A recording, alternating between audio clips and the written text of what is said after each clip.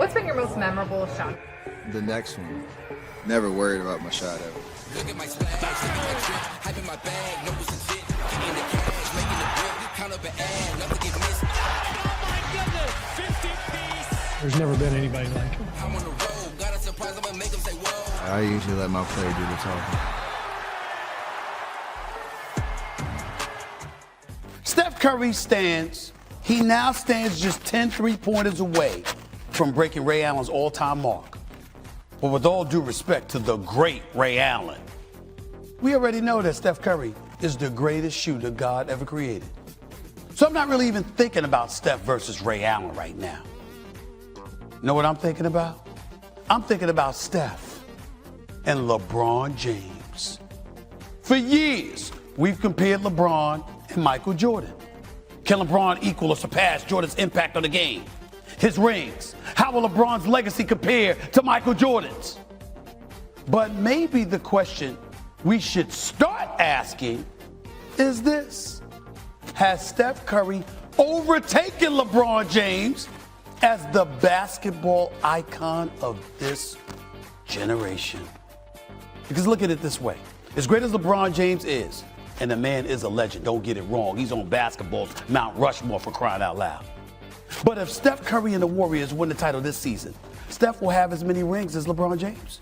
He'll also be in position to win more rings than LeBron James on a Warriors team that is simply better than the Lakers, in better position to compete for championships long term. And if Steph has more rings and the all-time three-point record, if he's changed the way basketball is played at every level with the rise of the long-range three-point shooting, and he most definitely has, then maybe it's not LeBron's legacy we should be comparing to the GOAT, Michael Jordan. Maybe we should instead be discussing Steph Curry versus Michael Jordan. Just something to think about when you watch Steph Curry break the record.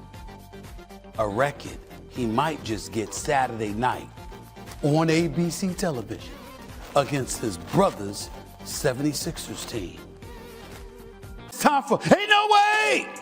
That's the segment where I show you a viral video that I can't believe just happened. Ain't no way! But it did happen. Case in point, last night, New York Knicks. Look at Obi Toppin for the New York Knicks right here, okay? This man goes between his legs for the dunk against the Pacers, cut Indiana's lead to 5 in the second quarter. His teammates come off the bench. Look at them, y'all. Look at how they acting. Celebrating like they won a damn championship or something. This is absolutely crazy. That's what you're gonna see people doing. Well, guess what? Hell no, they didn't! The Pacers scored the next 8 points en route to scoring 70 in the first half and winning the game by 20. You see, I'm trying to be cool. I'm trying to be a Knicks fan, you know? New York, stand up! New York, stand up! Remember I said that? Remember I said, we here! We here! Remember I said that? We no way!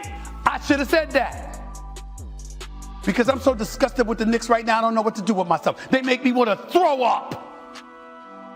The New York Knicks haven't won 2 straight games since October. They went the entire month of November without winning 2 straight games. Julius Randle had all off season to work on getting a right hand. Did he do it? No. What about R.J. Barrett? Did he do it? No. Supposed to be better as a three-point shooter, even though he hit 7 or 8 the other night. But he ain't shooting that great. He only shoot about 40% from the field, about 35% from three-point range, averaging 15 a game. Relatively pedestrian numbers, not scrubs. They're not scrubs. But how in the hell that you have a job? You get paid millions of dollars to do one job, and you come back with the same skills that you departed last season with.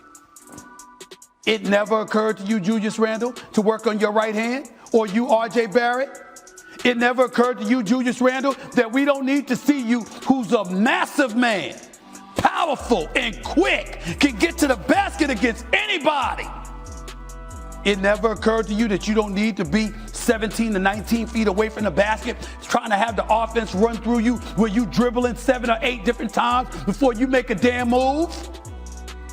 It's sick sickening. Nobody's gonna want to come and play in New York with that.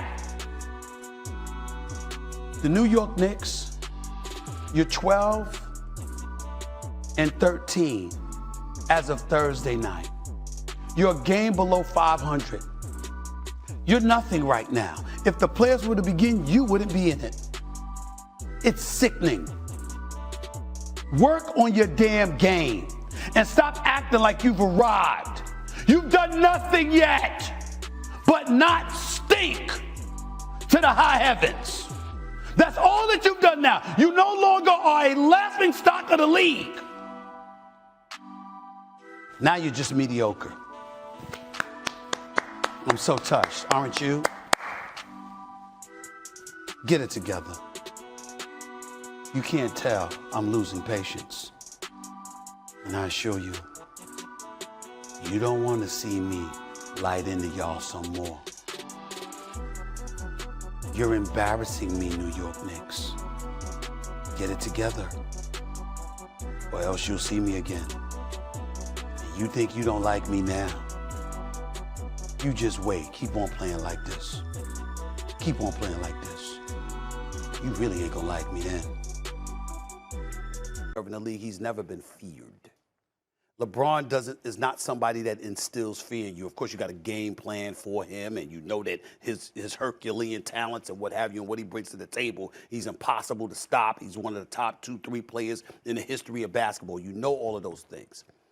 But a lot of times when we think about MJ, for example, and obviously he's the one person that draws those comparisons, what ultimately comes up short is the level of fear that was instilled in you. You didn't mess with MJ. You didn't come at MJ like that. You didn't do stuff like that. People, and I'm not talking about Isaiah Stewart, I'm just talking about period in terms of opponents and how they come at you. You believe that you wondered what you was going to do about this. With LeBron, you believe you can take him. You believe he can be had, whether it's because of the teammates around him, the system he's playing in, the people that, you know, whatever skill set you bring to the table, et cetera, et cetera. You just view him differently. And throughout the years in covering the league, those are all the things that I've consistently heard. Now, obviously, he would refute that. There's players that would refute that who have been supportive of him. Rich Paul and Maverick Carter definitely would refute that because I've spoken to them about it in the past. But again, he is profoundly respected. This is not an issue about respect for LeBron. I'm talking fear factor. Fear factor. That's just not something that has ever been associated with him. There's a lot to unpack there. Go ahead, man. There's a lot to unpack there. That's why you're here. First of all, two of the guys you brought up in that conversation. Yes. Kobe. Yeah. Got two-pieced by Chris Childs. Yes, it's Chris Childs. Michael Jordan got the hell beat out of him for years by the Detroit Pistons. So they challenged him physically. To say that LeBron, who's won 4 championships, multiple league MVPs, made the finals 8 straight years, right. To say he's not feared by players? Not feared. I don't know whether to believe that you believe what you're saying. I do believe that's crazy. Well, it's not crazy. It's not. That's crazy. It's not crazy, and you know better. You know better. But hold on. When has there been a situation? If you're talking physical confrontation? No, I'm not. Listen. Physical confrontation. Listen. Well, if that's what you're referring to, nobody's ever challenged LeBron like that. Why would they? Nobody could challenge him. I forgot who it was, the center that played for the Chicago Bulls when he shoved LeBron to the ground, pushed him to the floor when he was in Miami. But that's neither here nor there. What I'm saying to you is this. If you watch the game, which you do, and I played the game, but I played the game, Stephen A., and I played against LeBron in the playoffs. Okay. And I've played against LeBron. I played against LeBron for 15 years. You fear what he could do. Listen, you fear what he can do to you on the basketball court because nobody could ever question the greatness of LeBron James. But what I am trying to say to you is that you look at him, there's certain things with MJ in the era that he was in. I've spoken to Isaiah, I've spoken to Dr. J, I've spoken to Kareem, I've spoken to Magic, I've spoken to other folks. There's a culture that existed in the 80s, into the 90s, into the 2000s, or what have you. When you look at LeBron and you compare him to some of the preeminent superstars that have played this game, when it comes to fear, That's one of the differences. Do you mean because LeBron's more accessible, like in terms of the personality, where MJ wasn't like one of the buddy guys? That could have a lot. Kobe? That could have a lot to do with it. What I'm saying is, we're talking about the greatest player who ever played the game, which I believe to be Michael Jordan. And a lot of times, when you delineate the difference between the two, whether it's Michael Jordan or it's LeBron James, they're talking about a fear factor.